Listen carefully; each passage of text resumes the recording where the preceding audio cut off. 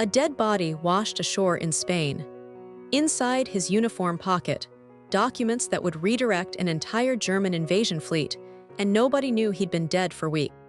April 1943. The Mediterranean.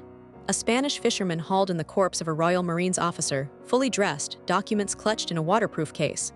The papers detailed Allied invasion plans for Greece and Sardinia. Within days, those documents reached Berlin. Hitler studied them personally.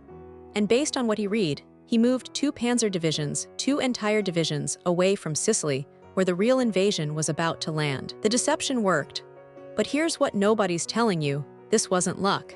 It was a meticulously engineered confidence scheme, executed by British military intelligence, using a man who'd been dead before the war even ended.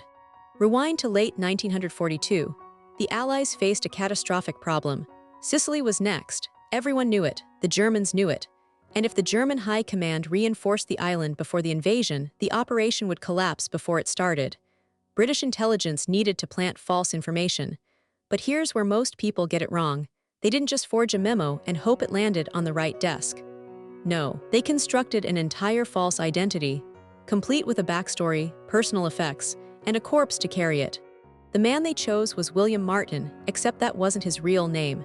He was a deceased Welsh tramp, a John Doe. British intelligence gave him a fabricated identity, Royal Marines Major, engaged to a fictional woman named Pam, carrying love letters in his pocket.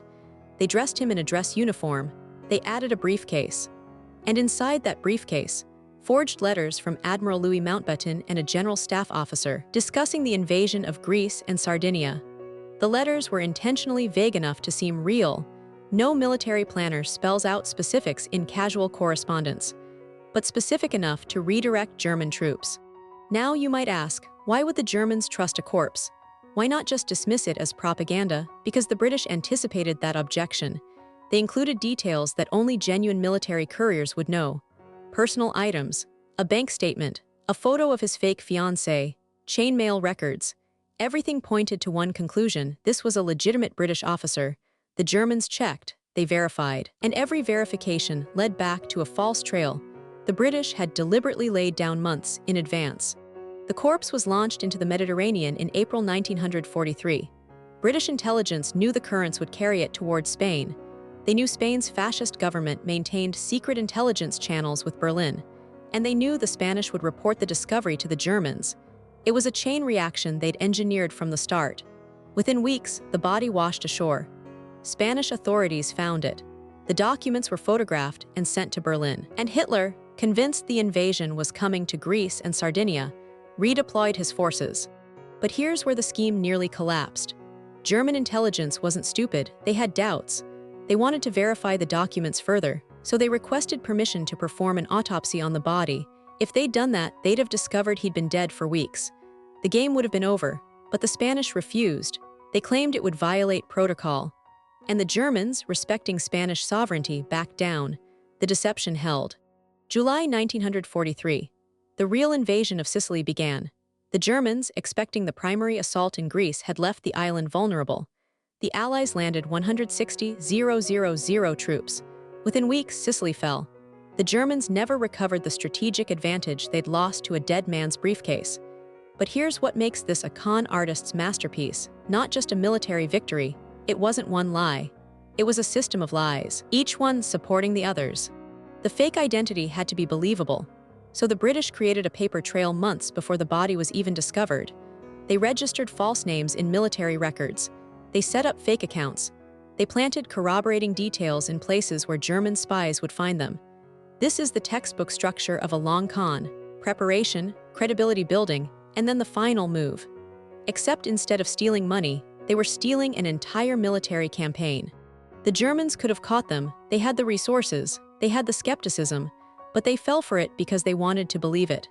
The documents confirmed what they already suspected, that the Allies would strike Greece first. Confirmation bias did half the work. The fake evidence did the rest. This is how every major deception succeeds. It tells the mark exactly what he wants to hear. The operation's real name was Operation Mincemeat, and it cost the Allies nothing but a corpse and some forged paper. The Germans paid with 2 panzer divisions, thousands of troops, and ultimately the initiative in the Mediterranean theater. modern intelligence agencies still study it, not as a military operation, but as a textbook con, because that's what it was, a con artist's dream scenario. Unlimited resources, complete control of the Mark's information environment, and a target that believed his own propaganda. You might be thinking this was war. Rules don't apply. Fair point. But the mechanics of the deception, the layered false identities, the planted evidence, the exploitation of bias, those are the exact same mechanics used in modern financial fraud, identity theft, and corporate espionage today. The only difference is scale and stakes. Operation Mincemeat redirected an army. A well-executed modern con redirects a bank account. Same playbook, different targets. The real lesson: never assume deception has to be simple. The most effective cons are the ones that build credibility over time, that create a false reality so detailed you can't tell where the truth ends and the lie begins. Operation Mincemeat worked because the British didn't just forge a document, they forged an entire life. And they forged it months before anyone ever saw it. When the Mark finally encountered it, it felt inevitable. The body of William Martin was buried in Spain with full military honors. The British sent an officer to the funeral. They maintained the fiction even after the war was over. Because that's the final rule of a successful con: you never break character, not even when the Mark is already defeated. Subscribe, there's a new unsolved case every week, and the next one might change how you see the world. Subscribe, there's a new unsolved case every week, and the next one might change how you see the world.